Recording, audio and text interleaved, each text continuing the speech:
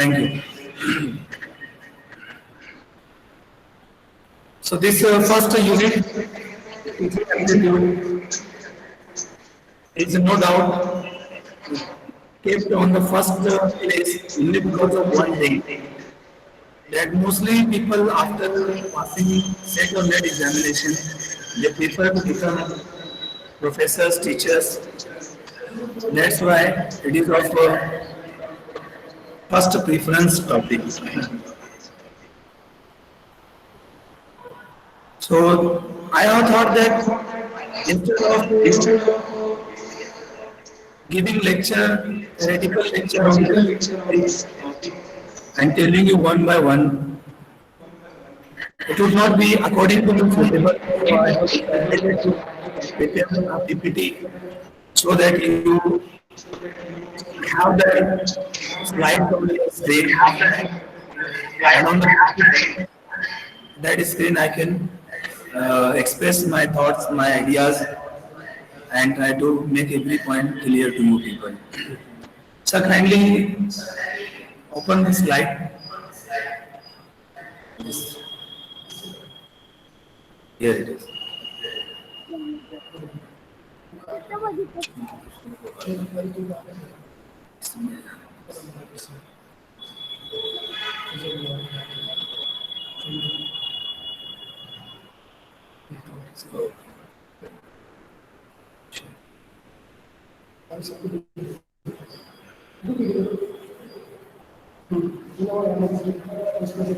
Okay. So paper first, unit first is teaching aptitude.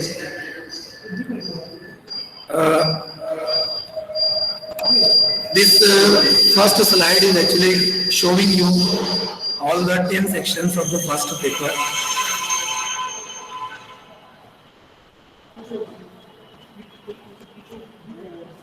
Are you clearly seeing the slides? If anyone has their audio on, so kindly reply.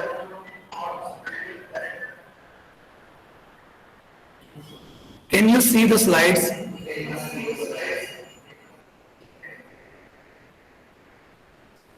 Okay, I hope you might be seeing this. Because if we spend our time in these things, definitely our precious time will be spent. Okay, so this first slide shows you the syllabus of the paper. Okay.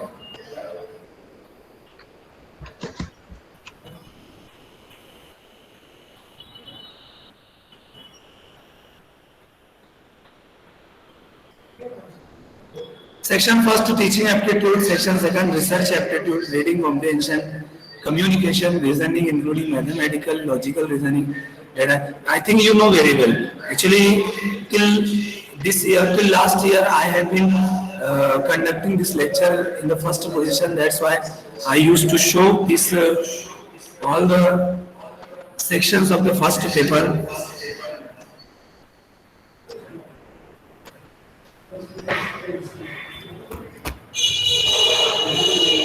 Okay.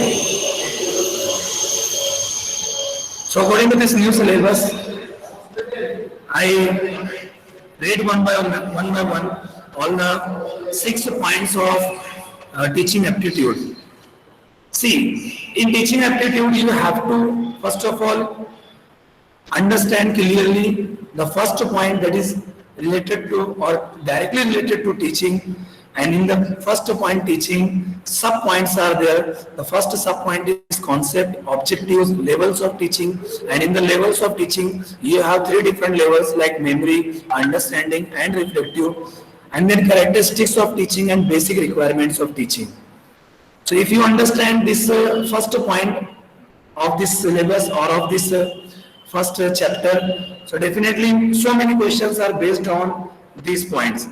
Then second point of first this teaching aptitude, learners characteristics. So in learners characteristics, the sub points are characteristics of adolescent and adult learners. Adult learners means academic, social, emotional, and cognitive. Individual differences, you learn about them, you read them, you understand them.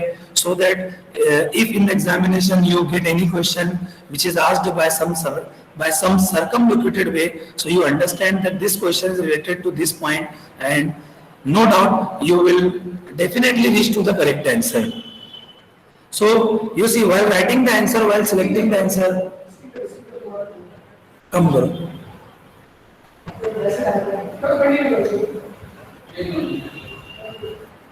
Actually, whole screen is.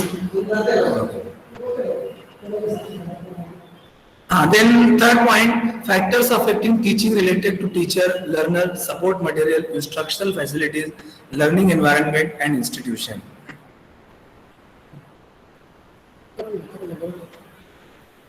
So here, what are the affecting factors? What factors affect teaching and learning? So definitely there are three factors. They are variable or dependent, independent, like this. For example, teacher is the independent factor, then learner is dependent factor, support material and instructional facilities, learning environment and institution. So they are related to curriculum. So curriculum, learners, teachers, they are the factors that affect teaching and learning. Then methods of teaching in institutions of higher learning. See, no doubt, definitely after passing SET or NET examination, we are going to become the part of higher institutions, higher level or higher education institutions. So we have to know, we should know that what are the methods of teaching in higher institutions. For example, teacher-centered versus learner-centered methods, then offline versus online methods, and in online methods, mainly these three methods are nowadays applied, used: SWAYAM, SWAYAM Prabha, MOOCs, etc. So if I will get time, so I will try to explain about them also, that what is SWAYAM, what is SWAYAM Prabha, what is MOOCs, etc. Then teaching support system. Teaching support system are of three types. For example, traditional teaching support system, modern teaching support system, and ICT based teaching support system. So you should have very clear ideas about these things. So definitely your 5 questions that would be based on this title, this first chapter, you will crack them, you will clear, or you will write the correct answer of them. That's why I'm one by one reading and explaining to you. And the last, 6th point is evaluation systems.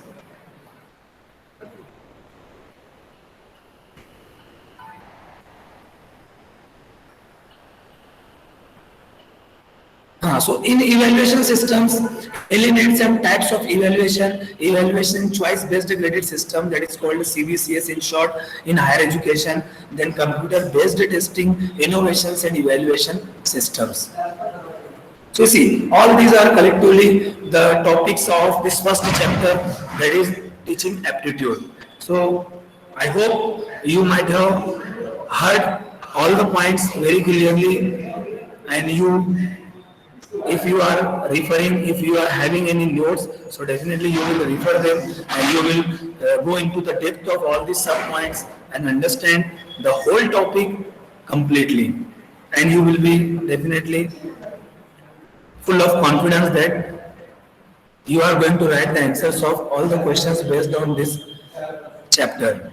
Okay, concept of teaching. As in the points we saw that the first point was teaching, and in the teaching the sub point was concept. What is the concept of teaching? How what is the origin of teaching? What is the beginning of teaching? So there are 2 different concepts of teaching, and they have been categorized as traditional concept and modern concept. So I am going to read about them. I am going to explain whenever some difficult topics or difficult things are going to be there. For example, in the traditional concept, the first concept is formally imparting instructions to the learners.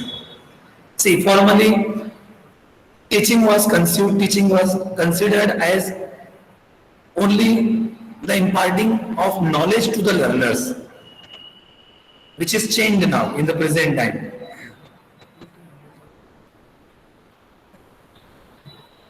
So traditionally, the first thing which was considered about teaching is that the teaching means instructions to the learners only.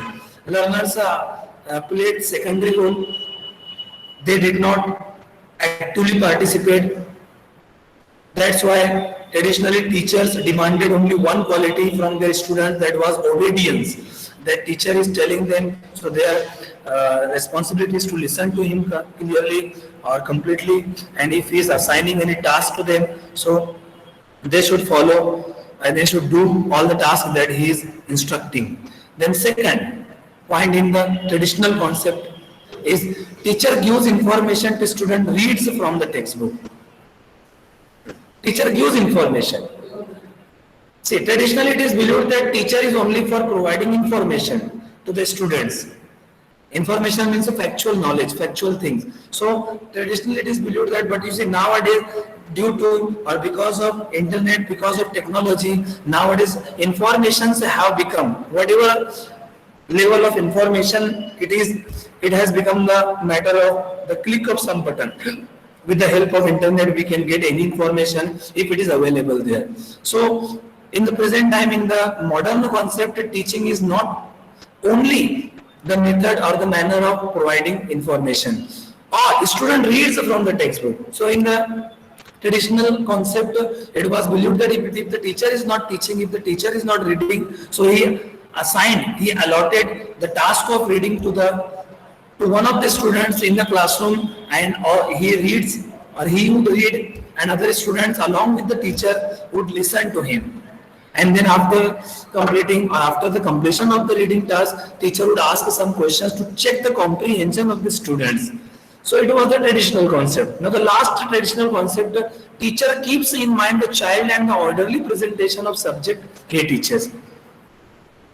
See, everything in the past related to teaching was only knowledge, information. So for the sake of imparting information, for the sake of imparting knowledge, the teacher first of all prepared himself. Teacher keeps in mind the child and orderly presentation of subject he teaches.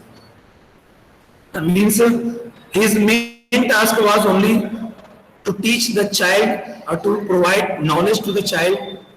That's why he made preparations about his knowledge and about the presentation and about the imparting of his knowledge. Now, but the concept has changed. This concept has gone through so many changes. Presently, we all know that we are not teaching only in the classroom, or we are not only providing knowledge, we are not only giving information to the students, but we are doing some other things also.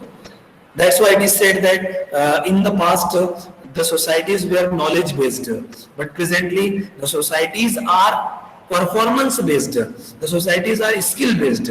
Nowadays that student is considered one of the best student who is skillful, who is means very much expert in performing or in his performances. So you see, modern concept of teaching is first to cause people to learn and acquire the desired knowledge, skills and ways of life for living in the society.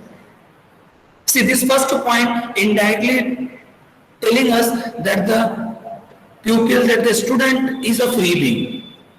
That's why teacher cannot force, teacher cannot impose his knowledge forcefully. He cannot give his knowledge to the student who is a young one, who is an adult, means who is the new generation. So in modern concept, the teacher's main task is to cause people to learn. Means the teacher should teach in such a manner that he should cause the self-learning by the student and acquire the desired knowledge. And you see, he should make the student able to acquire the desired knowledge. Means the knowledge is not pre-planned, knowledge is not fixed, that this much knowledge I have to give to my student by the end of the year. This is not there now. Means now everything is dependent on the desire, on the acquisition, on the choice, on the will of the student. So the acquire the desired knowledge. Then skills and ways of life for living in the society. It means a practical knowledge is must.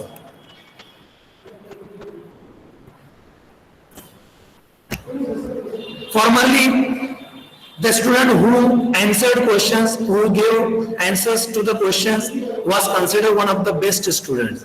But you see, presently it is totally changed. That student is considered one of the best students who is good in his practice, who is skillful and who knows different ways of life, and he knows how to live in society. So this is modern concept. Now, the second point in modern concept, systematic and psychological collective process of learner. Presently, in 20th century and after the 20th century, in the present century, 21st century, psychology plays a very important role in teaching and learning. That's why in all planning of teaching and learning, psychology is given so much importance. So presently, systematic and psychological collective process of learner. See, means the present learner should learn in systematic manner and in a proper use of mind, by using his mind properly. So that is called a psychological collective process of learner. Teacher, curriculum and other variables for attaining predetermined goals. Now we know very well that if I am doing my BA with English, so what skills, what knowledge, what ideas I should get by the end of the year. But it was not there in the past. In the past, whatever teacher would provide, whatever teacher would teach in the classroom, that was everything for the student. But now it is changed. Nowadays, students know very well what are they doing, how much they have to do, where they do their works, and all these important things. So these are the two concepts of teaching. Traditional concept and modern concept. I hope you all might have understood the first point in teaching learning or in teaching aptitude.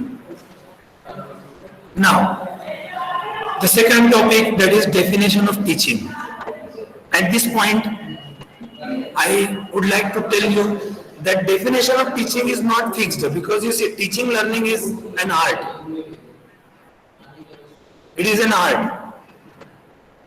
So, we need so much detailed knowledge, we need knowledge in depth of this field, then only we can be able to define teaching. So, here I would like to say that I have read so many definitions of teaching, but one only for giving you example, I have selected one which I thought that it would be very much suitable, it would be very much appropriate to share with you, so that only I am sharing with you. Otherwise, there are many different definitions. You read them, you understand them, because you see so many questions, or so many times questions have been asked on the basis of definitions of teaching. For example, you might have heard that a great teacher inspires, a mediocre teacher tells, like this. So once a question was asked, what is the best quality of a great teacher? So in the options, one option was given that he inspires his student. So, and that was the correct answer. It means that question was based on the definition given by some academician, given by some educationist. So my definition that I have selected is of Morrison.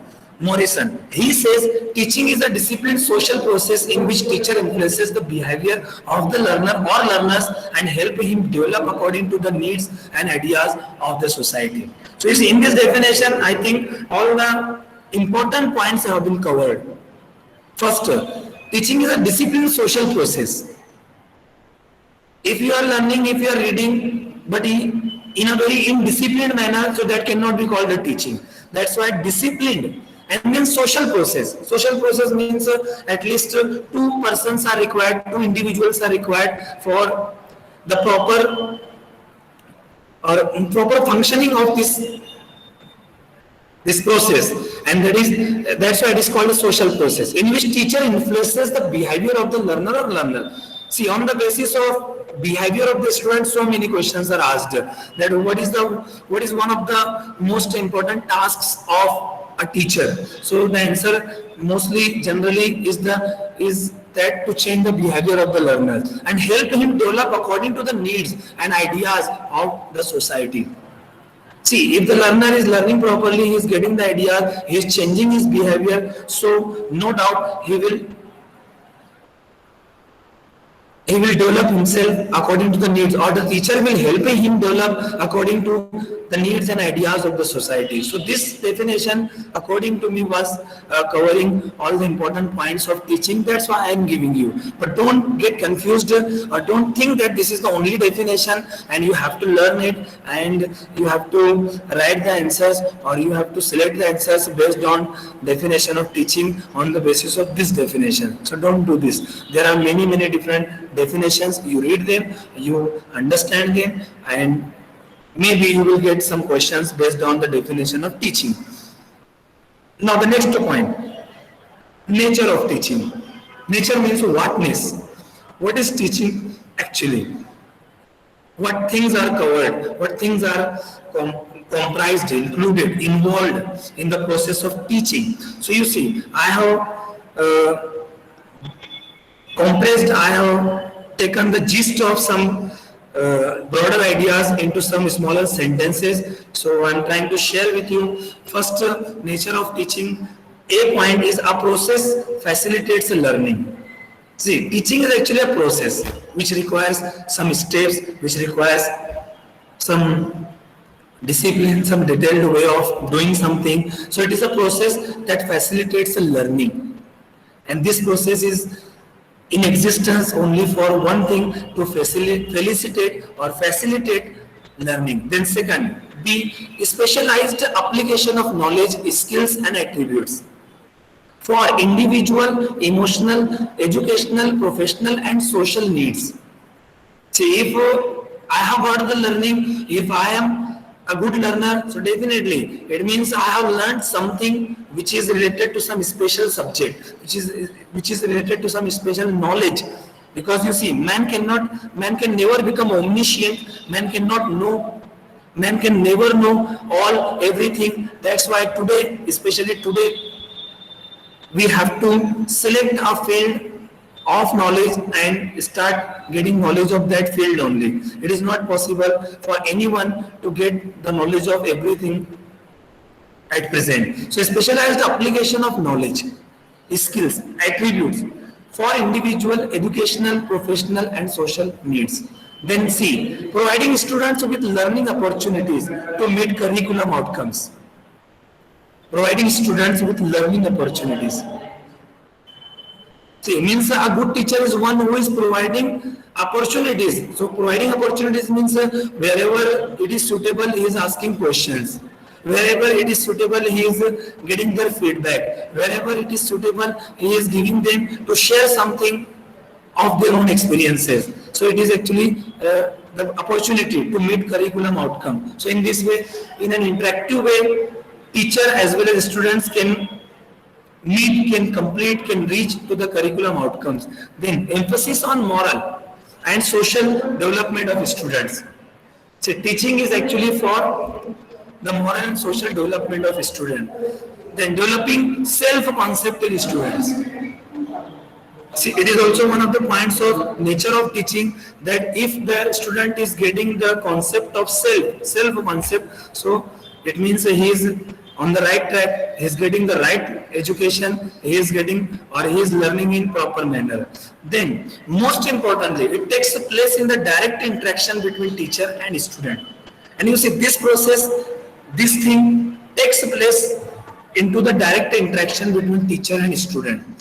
As you see, presently and now, I am sitting in some place and you are, while listening to me, sitting in some other places. So we are not having direct interaction. Some technological equipment, some technological means are between us. So that's why we cannot say that we are learning now, we are having this lecture in the same manner as we used to have in the offline mode. But it is the need of the time. That's why we are helpless to apply this mode or method. The aims and objectives of teaching: to bring desired changes in the behavior of a student. You see, this point is also related to behavior of the student. The teacher creates desired changes in the behavior of the student. Then to shape behavior and conduct. Then acquisition of knowledge to improve learning skills of a student, formation of belief. See, this is very very important. You are a good teacher, so you correct, you form the beliefs of your students. And by forming the beliefs of your student, you broaden their mind, you free their minds from the narrow dogmas, from very means blind faith, blind followings. So this is formation of belief, one of the aims, one of the objectives of teaching. Then to provide a social and efficient member to the society. You see, when a teacher teaches and he fulfills his task efficiently, so definitely one day he provides a social and efficient member to the society. Then to develop conceptual, intellectual and subject specific skills. I think you might have understood this point, to develop conceptual, intellectual and subject specific skills. Then to develop generic and transferable skills. See, this is very important point, to develop generic. Generic means the quality, the skill that is required in all human beings. Or here we can delimit the point, the quality, the skill that should be there in all the students. That is called generic. Then transferable skills means that you are teaching some skill to the student and your students are going to some other people and transferring that skill to them also. So that type of skills we should provide, we should nurture in our students. So this is one of the aims, one of the objectives of teaching. Then to develop values, motivation and attitude. See, it is related to personality development, that while teaching you develop in your students some values, that what are valuable things in life, what type of life you should live, what life is valuable, what life is not valuable, what career is valuable, what ways are valuable. So you teach these things also to your students because it is one of the aims, objectives of teaching. Then you motivate your students. Because presently we see, everywhere nowadays we see that we teach sometimes very well, we teach very efficiently, very dedicated, in a very dedicated manner, but still students are unmoved. They are not having any emotion in them regarding our passion, regarding our dedication. They are very much, still they are very much unmotivated. So we should first of all provide them motivations, because without motivation is actually the word which is made up of, or which is made by the word motion. Without motion, learning cannot be possible. So motivation means you give them some motion, some motivational ideas. If they don't have any dream, if they don't have any career, if they don't have any desire, if they don't have any plan regarding their future, regarding the further education, so it is the task of the teacher that he should clear the scope of knowledge, the scope of education, that after completing your education, how many different things, fields are waiting for you. So maybe they will get the motivation out of your lecture or out of your guiding. Then attitude. You see, one of the objectives is to develop attitude of the student. Attitude here means a philosophy, view of life. Some students are very narrow-minded, some students are fully made by their family, parents, means a teacher at that time, or teacher in case of such students is very much helpless, is very much dispowered. He thinks that I cannot change anything, I cannot do anything regarding this student, because he is already made, he is already structured, he has already structured his mind, his ways and everything.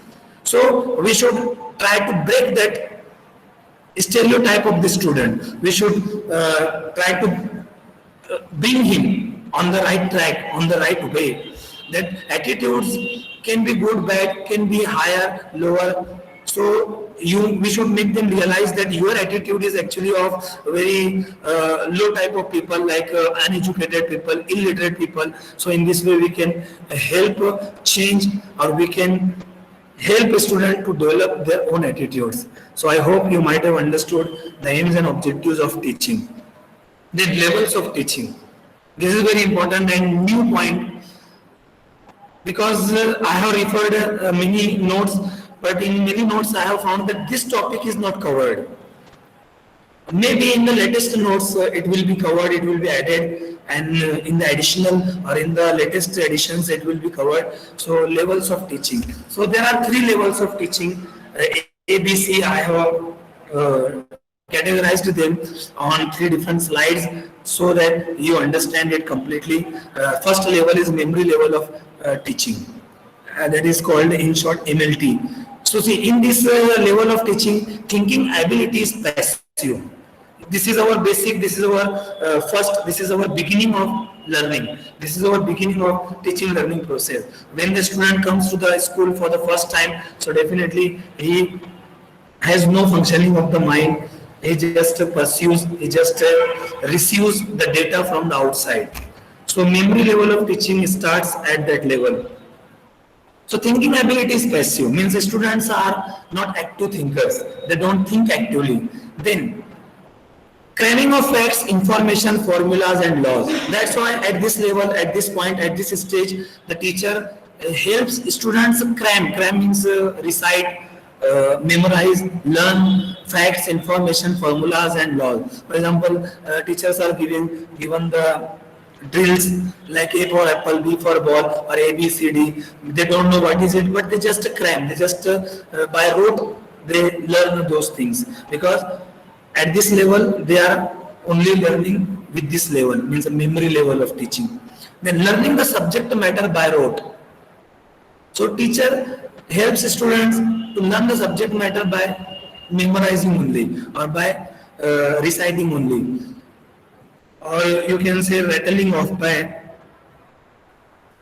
repeating the same words, sounds without any intervention of the mind. Then teacher is primary and learner is secondary in role playing. Means at this level, the roles of the teacher and the roles of the learner both are different. The primary role that is played is by the teacher. Teacher is active, teacher commands everything and the learner only follows. That's why the learner's role is secondary at this level. Then study material is organized and pre-planned. Teacher has every activity, has every chapter, every plan of lesson in a very bound manner, in a very closed manner.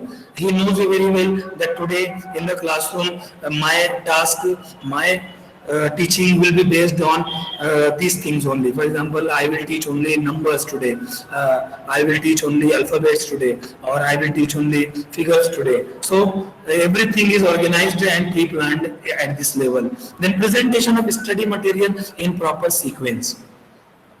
As I have prepared my PPT, I have prepared these things in proper sequence, because the teacher at this level knows that the student are very young, they are very little of their age, so only in sequence they can understand things. So I cannot deviate from the topic, I cannot start lecturing on them, so these things cannot be done. So presentation of study material is done in a very proper sequence. So these are the levels of memory teaching or memory level of teaching. Then second level of teaching is understanding. See, understanding means when we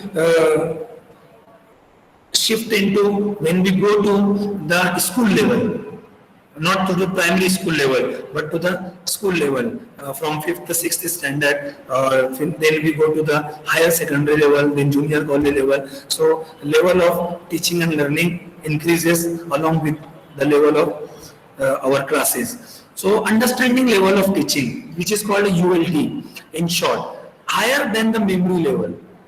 See, this level is the second level.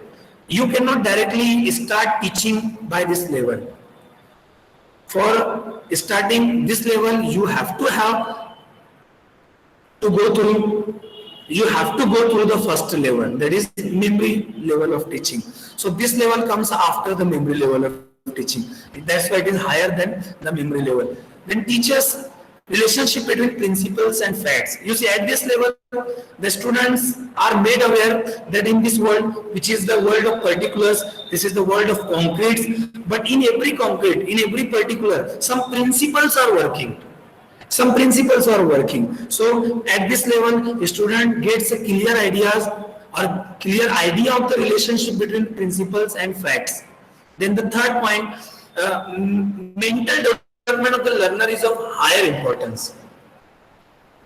See here mental development and their practical development means if at the memory level of teaching student is very good at practicing, so only that much requirement is needed. But here mental development, if the student, if your pupil is getting correct principles, is going to the principles from the facts, it means you are teaching him or teaching the pupil with at this level, understanding level, because your main aim at this level is to develop the mind of the student. Then cognitive abilities of student are developed. See, cognition means the whole process of knowing. So it is called a cognitive ability. So the process of knowing starts from perception. First we perceive, we observe things, then the data goes inside the mind, then we give some names, we keep that knowledge, we keep that concept stored in our mind with the help of language, and then language helps us to join the concept with other concepts, and then our understanding develops in this way. And then we become able to criticize, we become able to evaluate, we become able to compare, we become able to analyze. So all these qualities actually come in us after the cognitive abilities. When our mind succeeds in the cognitive abilities, then you see the last point, students become capable to think, present things logically, analyze them and draw inferences. Students become capable to think. See, it means at this level, one of the main tasks is to make your students thinkers. Their thinking ability should be developed, which was not there in the first level, memory level. Thinking or the active thinking of the student is off. It is put off. But here the main task is to activate the thinking power of the student. You motivate the student, you inspire the student that he should start thinking. Then present things logically. You put everything, you explain everything in a logical manner. You say logically means how things in knowledge especially came up. How things came up. For example, we started learning numbers, then with numbers arithmetic, then with the help of arithmetic we reached to the higher levels of equations, and we started solving them. So you see, this is logical sequence. You cannot directly start teaching them arithmetic without clearing the concept or without checking whether your students know numbers or not. So you will never succeed, because at this stage logical sequence is very important. Then analyze them and draw inferences. So your student should be able to analyze the data, and after analyzing, he should get his own conclusions. Inferences means conclusions, that today I have learned about this thing, so it was very much good for me, it is very much helpful for me, I should keep it in my mind, I should store it in my mind so that it will help me to solve the problems, to get the answers in the examination, and even after the examination in the next classes, this knowledge will be helpful to me. So these are the all important points of understanding level of teaching. Hope you might have understood. Okay, now the third level of teaching, reflective level of teaching. See, this is the highest level of teaching. Reflective is actually the word which is made up of reflection. Reflection means to think deeply by your own self. Means you start thinking by yourself. So this is reflective level. It is also known as introspective level. Means in this level, your student should be very good at introspection. Introspection means going into the depth of the things. So this is a reflective level of teaching, or RLT, or introspective level. Then highly thoughtful and useful. See, you means you provide such activities, you provide such knowledge that your student, instead of giving you directly the answers, first he spend some time. He should spend some time in deep thinking. It means that you have upgraded, you have increased the level of your learners. Means you have brought the student at the reflective level of teaching. If he is first thinking, going into the depth of the things, and after judging all the pros and cons of the topic things, and then he is replying. See, this level is attained after going through the earlier two levels. Sir, my voice is coming or not? Everything is okay. Okay. This level is attained after going through the earlier two levels. See, these three levels are in sequence, so we cannot disturb the sequence. We cannot put anything in a disorderly manner. This comes after the first two levels: memory level of teaching, understanding level of teaching, and then finally it comes. You cannot directly take the student or bring the student to this level. It is impossible. Then enables the students to solve the real life problems. So your student should be enabled, should become capable to solve the real life problem. If your student is solving the real life problem, it means he is at the highest level of learning. Then the student is made to face real problematic situations.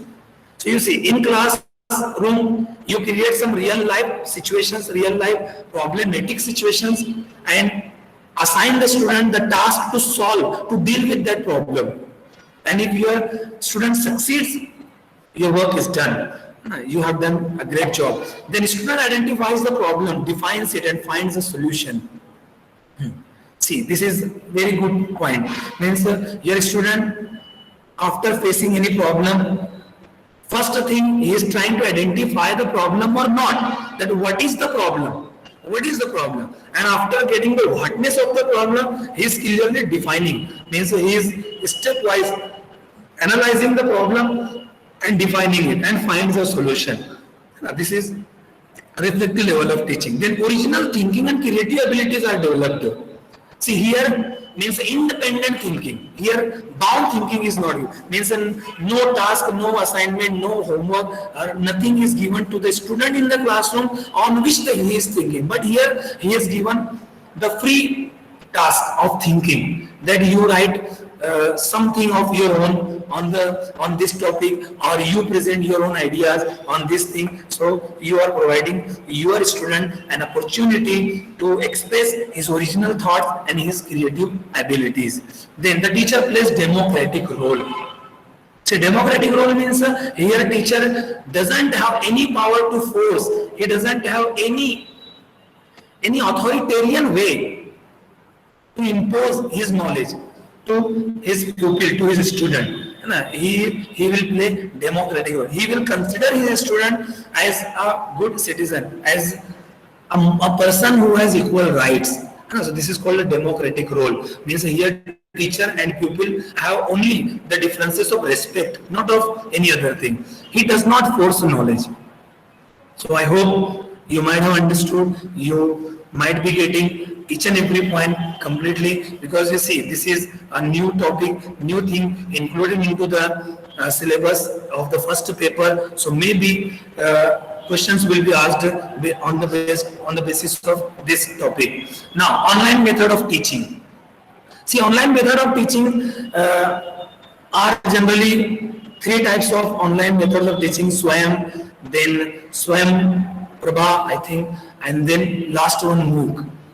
So because of the shortage of time, I cannot cover all of them. So only one I am giving. And you see, it is very easy. It is very, means you can easily access to the online method of teaching. Because on internet, on Google, you can get all the informations of all these three portals of online methods. They are online methods of teaching. Only one I have covered completely. First one is SWAYAM. SWAYAM means a program initiated by Government of India. It is a program which is initiated by the central government, our government. Then three cardinal principles of education policy.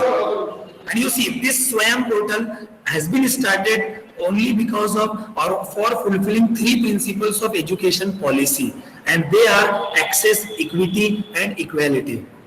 These three things. Means you see, in access means this portal should provide the free access to each and everyone, anywhere, anytime, from any place can access to the data available on this portal. Then equity. See, this word is a highly or very high level concept. Equity. Equity. What is the difference between equity and equality? Is only one thing. Equality talks about the beginning. Means everyone should be given the equal share in the beginning. For example, the political rights. Political rights are actually the matter of equality. But equity is the end results. Means everyone should be given the equality in the ends. For example, money, internet access, then mobile phone. Everyone should have same number of things, same number of same amount of money. So this is called equity and equality. Then objective is to take the best teaching learning resources to all. See, the aim of SWAYAM is to take the best teaching learning resources to all. Means every citizen of India especially or anywhere in the world can get access to the best teaching learning resources on this portal. Then to bridge the digital divide for students. Second objective of this portal is to bridge the gap. You see, in India, this gap is so much everywhere. In rural India, we see that people are nearly fully unaware of the digital medium or media of teaching and learning. So we should bridge the gap between this divide for students and connect them to the mainstream of the knowledge economy. This is the second objective of SWAYAM. The 9 national coordinators have been appointed to ensure the quality content. So I will not read them because you can easily get these data, these information on internet very well, that what 9 institutions, committees, commissions have been appointed and for what different institutions or educational level, for what educational levels. For example, AICT, All India Council for Technical Education. So it is created or it is responsible for self-paced and international courses.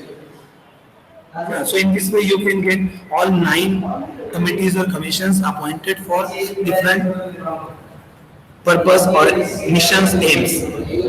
Now, characteristics of good teaching. So many questions. You see the question papers of previous years, you will find that many questions are based on the good character or characteristics of good teaching. So I have summed up, I have derived some points in this topic. First, good characteristic of good teaching is create love for your subject. See, very good quality or good characteristic of good teaching is to create love for your subject. Whatever subject you are teaching, either you are teaching very interesting subject like literature, or you are teaching very dry subject like chemistry, or you are teaching very out of the world type of topic like calligraphy or different things, or sometimes a purely theoretical topic you are teaching like mathematics. So your good teaching is checked on the basis of the love that is created in your students' hearts.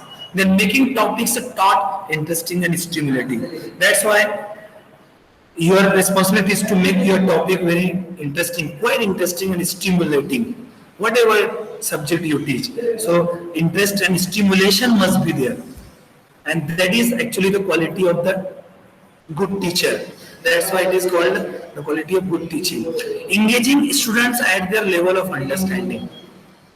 Means a teacher know very well the differences of knowledge of the students or understanding level of the students and try to engage with them, try to be with them, try to involve with them at their level of understanding. Then explaining the material plainly.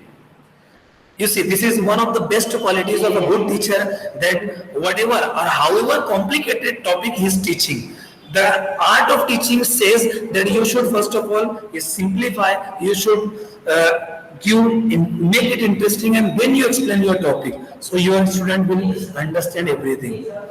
Then showing concern and respect for students.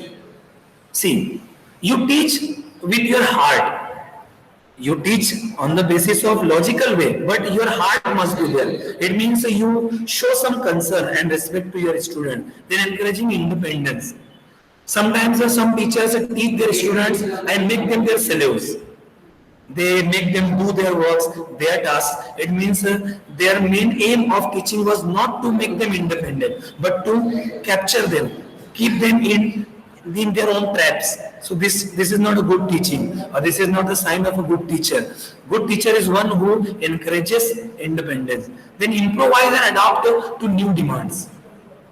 Improvise means as per the time and situation, the teacher should do the things. For example, teaching method he change, instructional varieties he bring.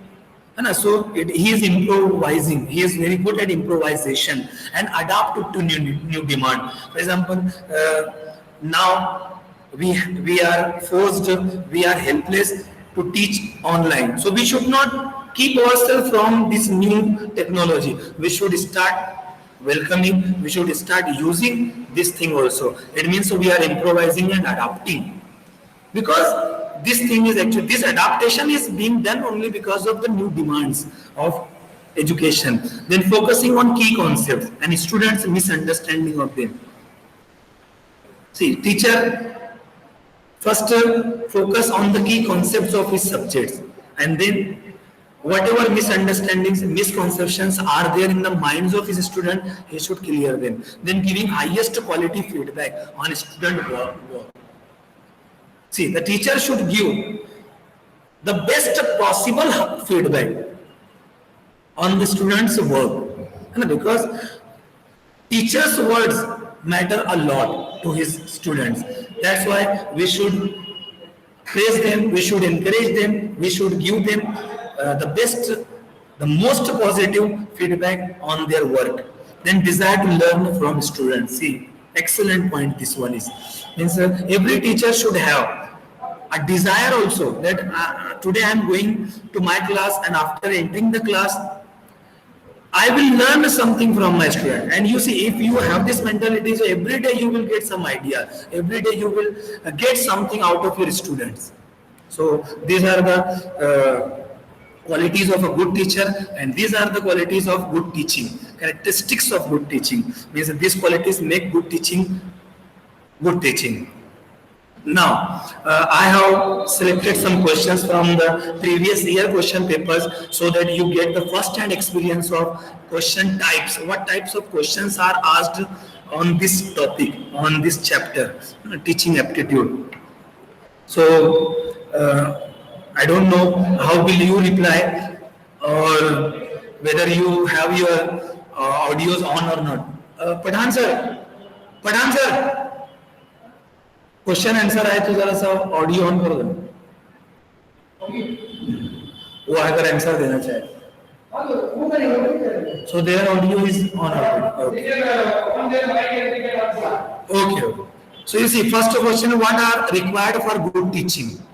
Options have been given, and you see, especially in the NET examination, sometimes 2 options, 3 options, and sometimes all options, and many a times, or rarely it also happens that none of the options are correct answer. So let's see in this first question what is the correct answer, or what option or what code is the correct code. What are required for good teaching? First, diagnosis, remedy, direction, feedback.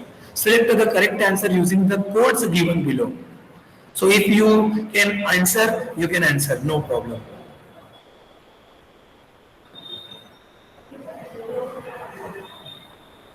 If anyone is getting me, if they are getting my voice, if they are watching the slide on their screen, if they are having the question, so kindly give answer if you can give. And no doubt, don't think that my answer should be correct only or not wrong.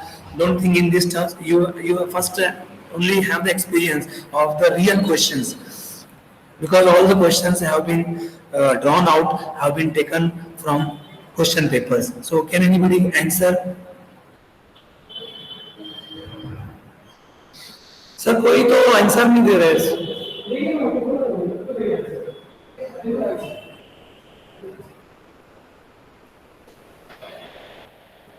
तुमने बता दिया ना.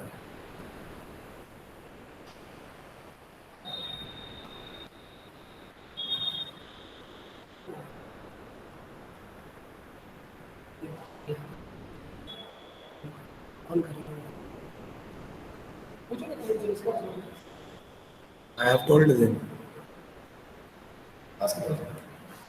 Okay, if you know the answer of this question, so kindly share with us or with me.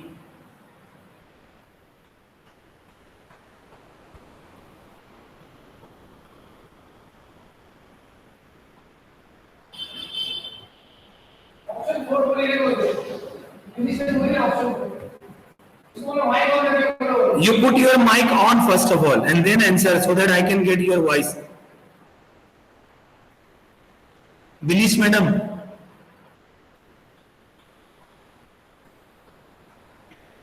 Okay, no problem. See, the correct answer is this fourth answer or D, because all are required for good teaching. Then, the teacher's role at the higher educational level is to provide information to students, promote self-learning in students, encourage healthy competition among students, help students to solve their personal problems.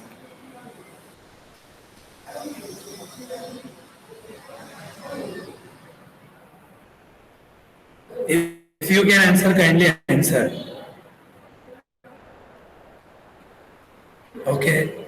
See, the correct answer is B. Promote self-learning in students. Now, third, what are the characteristics of continuous and comprehensive evaluation? It increases the workload on students by taking multiple tests. It replaces marks with grades. It evaluates every aspect of the student. It helps in reducing examination phobia.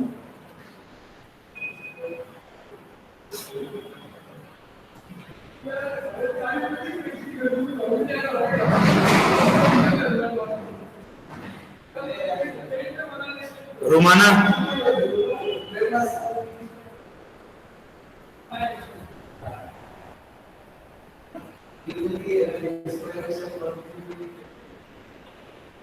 Sir, voice आ रही है? आप लोग repeatedly पूछते रहो.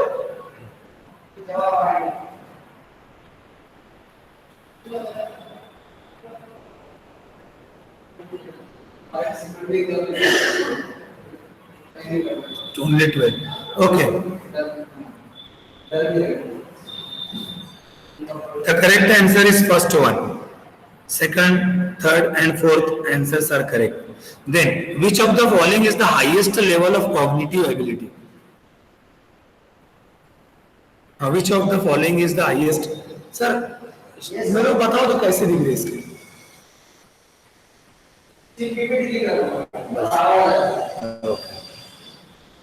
Which of the following is the highest level of cognitive ability?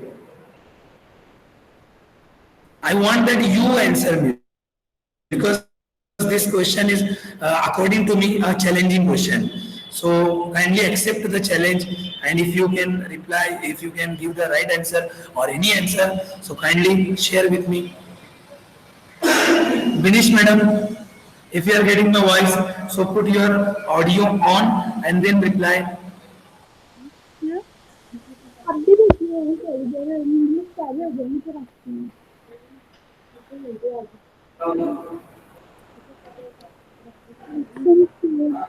Option 4. Okay.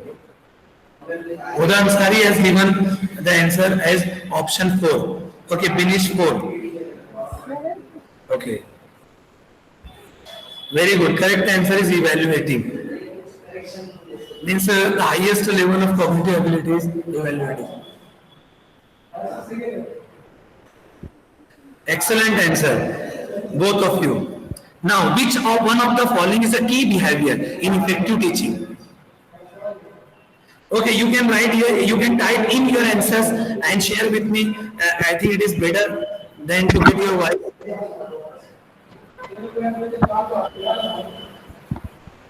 What is the correct answer of this question? Fifth question, I think. Fifth question. Okay, option first. Very good. Huda Ansari. One answer I have got. Then Dinesh Kausar first. Okay, anyone else? Romana Malik, Zoya Khan. If you also can give the answer, so kindly try your best. See, correct answer is C. Third, instructional variety. Means your instructions should be of or full of variety. So it is the key behavior in effective teaching. Instructional variety. You see, generally what happens or what we do, we select the longest answer as the correct answer. So it many a time it is correct, but most of the time or sometimes this strategy, this technique doesn't succeed. So be very careful. So instructional variety. Okay, now sixth question. Which of the following attributes denote great strengths of a teacher? This is a very challenging question and based on the real life teachers, that what are the most important qualities or which one of attributes denote great strengths of a teacher? Something. Okay, Zoya Khan. Yes, sir.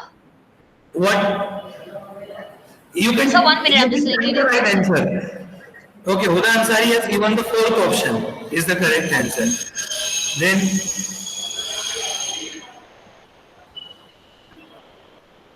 anyone else? Sir, it can be all the options are correct. I am not getting your voice because your voice is coming from far away. So kindly you type in the answer. Only number.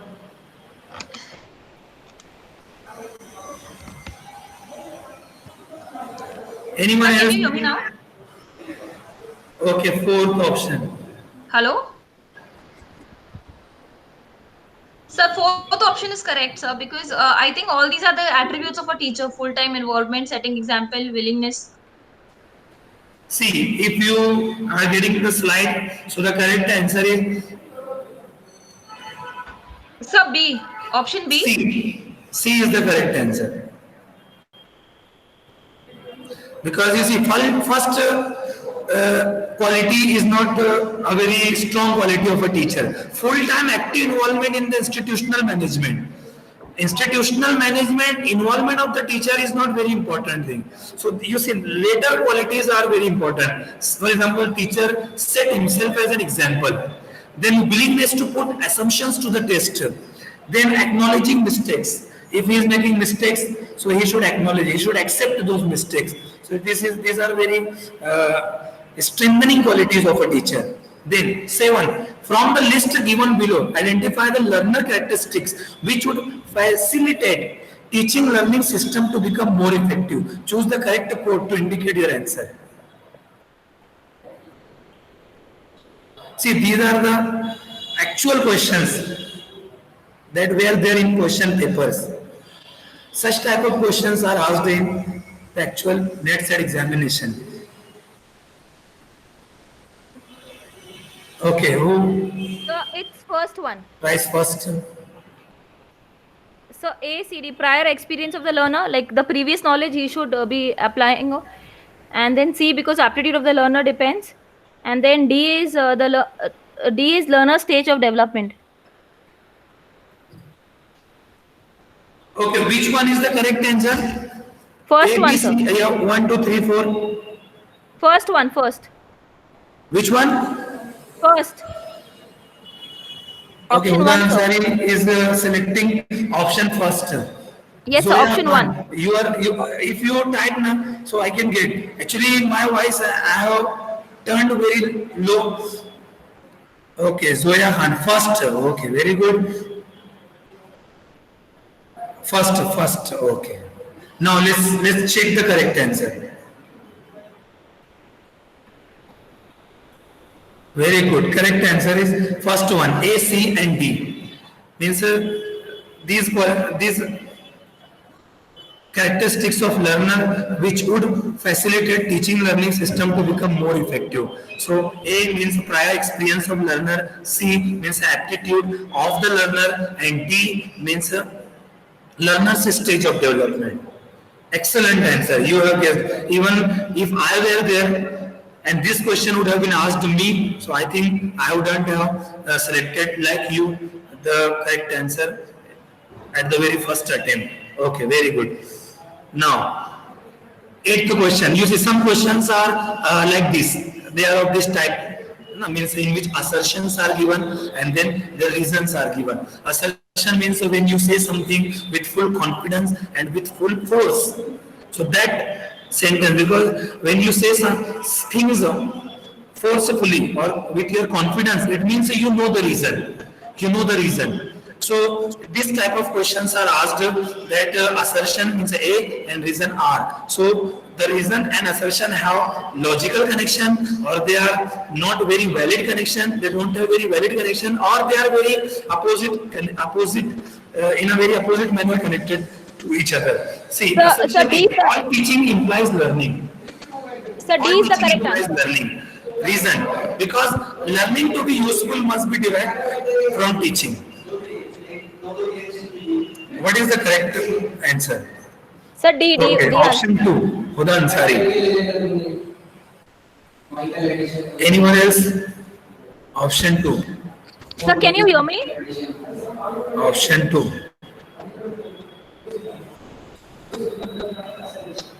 Okay.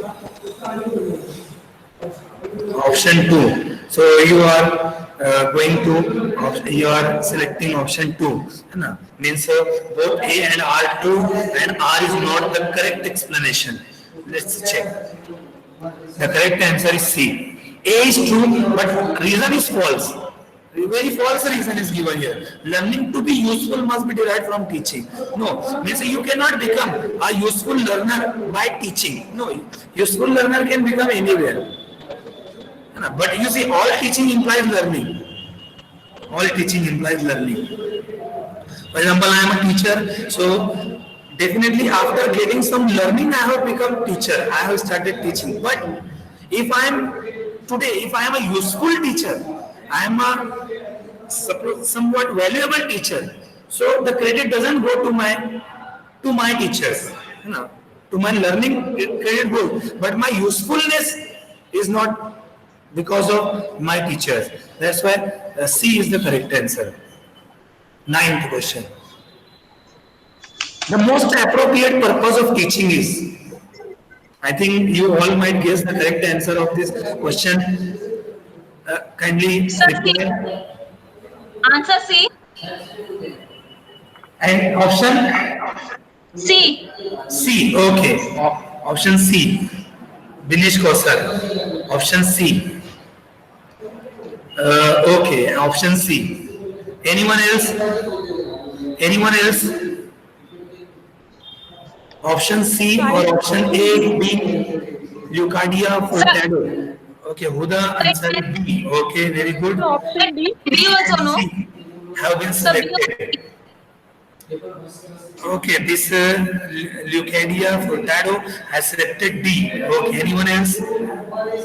See, the correct answer is B. Huda Ansari, I think, got the right answer. Very good. Modification of the, I told you that the most important thing in teaching and learning is the modification of behavior. The most important purpose, the most appropriate purpose of teaching. Means if you are modifying, if you are altering, changing or improving the behavior of a student, it means your teaching is excellent. Now the 10th question. If some students fail in the examination, it is the fault of. If some students fail in the examination, it is the fault of. Okay, Zoya Khan C. Zoya Khan's answer C. Huda Ansari C. Okay, very good. Then Lucidia Furtado C.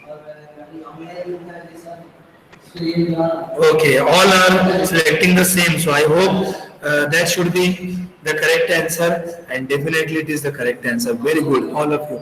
You see, if this question comes ever, or if you were there, so you would have got the 2 marks of this question, or for writing this question's answer. Now select the alternative which consists of positive factors contributing to effectiveness of teaching. See, what are the positive factors that help in effectiveness of teaching? Teachers' knowledge of the subject, teachers' socio-economic background, communication skill of the teacher, teachers' ability to please the student, teachers' personal contact with the student, or teachers' competence in managing and monitoring the classroom transactions. Okay, Zoya Khan, 4th. Leucadia, Fortado, 4th. Huda Ansari, 4. Very good. Means you all are going for 4. Namra Uruj, 4th. Okay. Iram Samreen, 4th.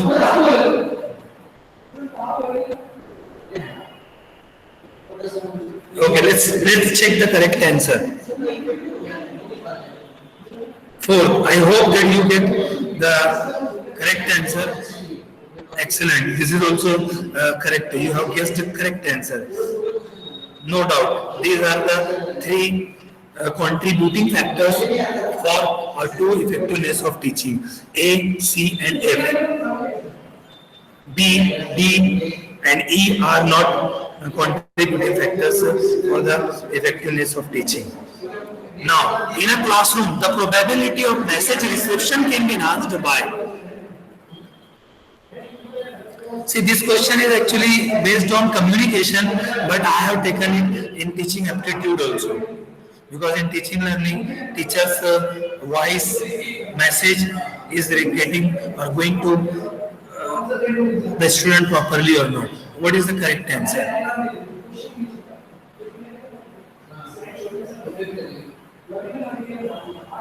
What is the correct answer of this question? Okay, Zoya Khan, 1st. Okay.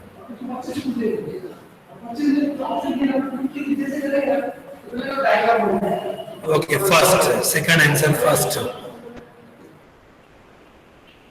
1st, 2. 2 participants have selected 1st. Excellent. I think it is correct answer. Yes. Establishing a viewpoint. See, probability of message reception can be enhanced by establishing. See, if your student has the same point of view that you are teaching, so he will probably get the message, or reception of the message will be perfect. Very good, correct answer. Now, which of the following teaching method or methods are or is contributed to direct learning? Direct learning means in which the language of instruction and the learner's language both are same. So which factor or method contribute to direct learning? Let's check the correct answer. Who are giving first? You try.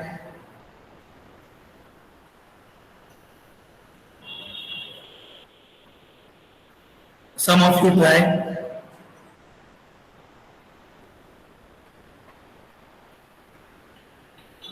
You can take your time because question has many different options as right answer. So in the codes, in the given codes, you will take some time to select. So don't make any haste. You select with your deliberation. Okay, Huda Ansari selects C.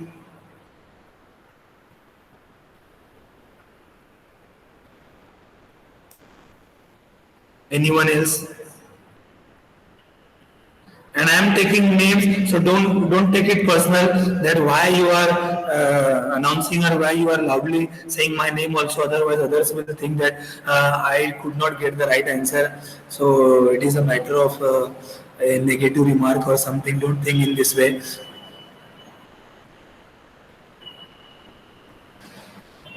Okay. Only one at least tried. Let's check. whether that selection was correct or not. A is the correct answer. Say team teaching and lecturing.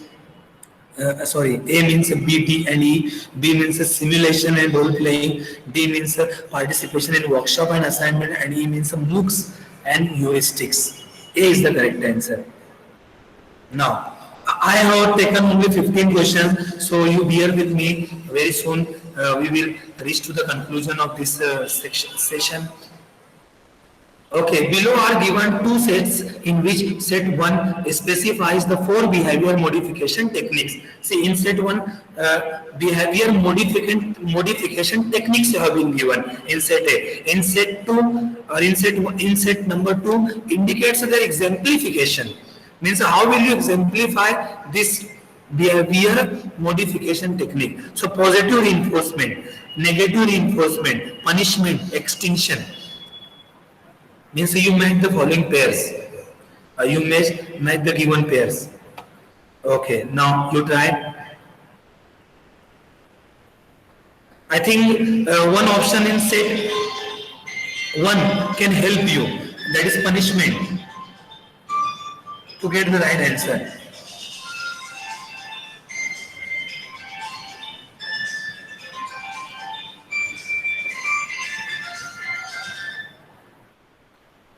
Okay, try at least.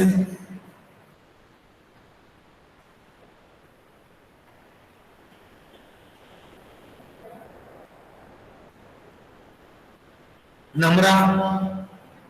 Okay, Huda has tried. Very good. Option B, she has selected. Then Zoya Khan selected C. Leucadia Furtado, C.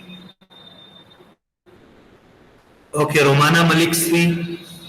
Good, at least you tried. Okay, now C. C is correct or not? See, punishment, second means painful or aversive stimulus is presented to stop the occurrence of behavior. Now, you also correct. Very good. This is the correct answer. C is the correct answer. Means the punishment, painful, aversive. C second means in option C it is given.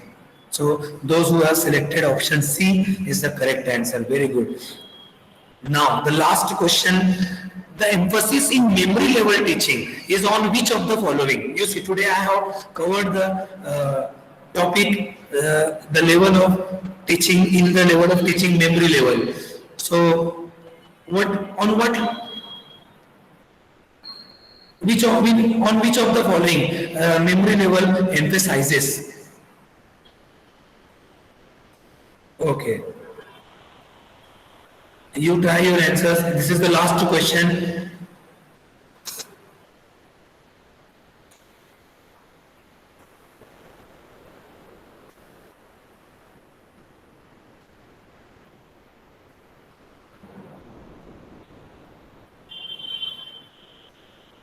Okay, one option I have got as C, then second as B. Good when I get a variety of answers. Otherwise, I think that how you are getting, are you all in relation to each other or connection to each other? Okay, B and C. Okay, now let's check the last question's answer. Which one is correct? The correct answer is B. A, C, and E means organization of thoughts and ideas. Then C, systematic presentations to enable quick reproduction, and then E, mean mastery of concept sequencing of facts. Okay, you can take help of these notes for paper first, in which you can easily get all the 10 chapters covered very well. First 2 months UGC NET set general paper, first revised edition, the latest edition which is published in 2020. You get this book. It will help you a lot for preparing, especially in relation to paper first. Then Arihant general paper first, then UGC NET JRF set Testing and Research, Teaching and Research Aptitude General Paper by Pratiyogita. Thank you very much for your kind and patient listening. See, number of participants have reduced a lot, but whoever remained there, I express my gratitude to them that they remained with me, they heard me, they listened to me, and not only listened, but they did the best thing that they responded me also. So for your response are a kind of encouraging contribution, or cooperative contribution for me. Thank you so much. And if you have any question, anything to ask, so you can utilize this Q&A session also. I can give you time. If you have any question, thank you for the wonderful session, sir. Thank you so much. Sir, how can we contact you? Excuse me, sir. Your feedbacks mean a lot to me. Sir, can you hear us? I hope you might have enjoyed this session. You might have heard everything. And you might be feeling inspired for taking part in the upcoming or in future NET/SET examinations.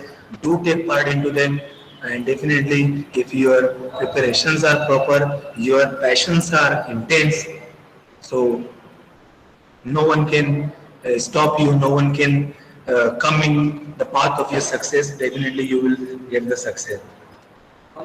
Sir, how can we contact you? Somebody asked me. It is very easy. You can get the contact number by the organizers or from the organizers of this program. They can help you. They are very much helpful. They are very much cooperative, because this is the 4th year they are continuously conducting this program. And our intention, our main aim is to facilitate the students all over the country to get the examination, to become the part of it and crack the examination and succeed in their all lives, personal, professional, all lives. So you can get my number. I will help you, or they will help you to get number of all the resource persons. Okay. Can you share this presentation on WhatsApp group? Okay, I will try.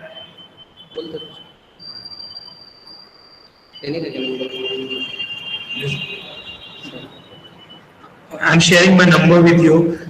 You can utilize it for your examination purpose.